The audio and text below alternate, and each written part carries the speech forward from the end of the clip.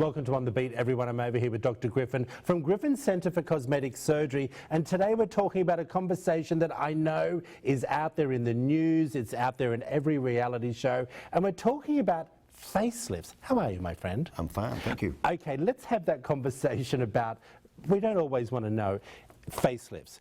How different is it for a man and a woman in facelifts?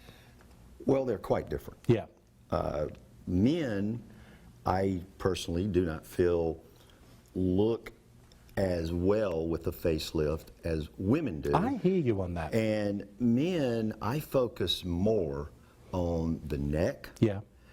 And the jowl area. Okay. And not so much through here. There's just something different, Troy, about the elasticity. Yeah. It may have to do with the beard, the hair density, I got you. blood flow, but I just don't think men look great having a total facelift. I hear you with that one. And I do want to discuss with you when it comes to when should we consider having a facelift? Should someone be looking at it in their 40s, in their 50s? Help everyone at home to sort of plan that out maybe. There's no right or wrong answer. It depends on when you want a facelift, when the changes bother you. Sometimes it's earlier in life and people just do not want a dramatic change, so they'll do a facelift earlier, then count on maybe some revisions later in life.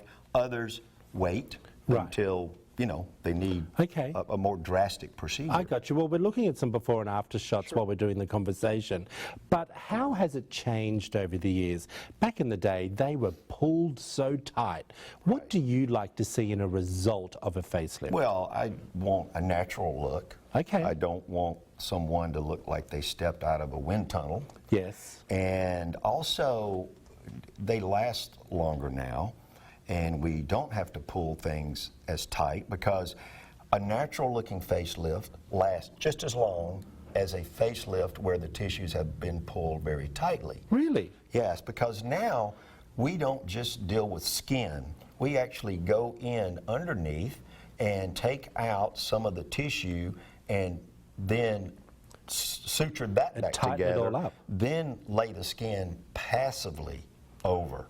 We don't even pull the skin.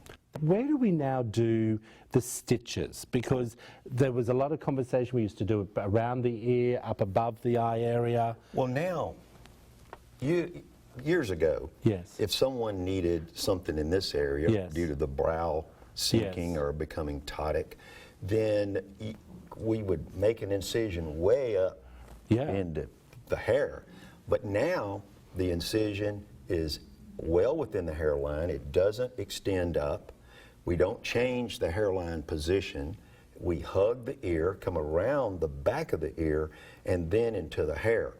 If we need something in this area, we do that, and we'll be talking about this later, through very tiny incisions, and we do that endoscopically. Really? Yes.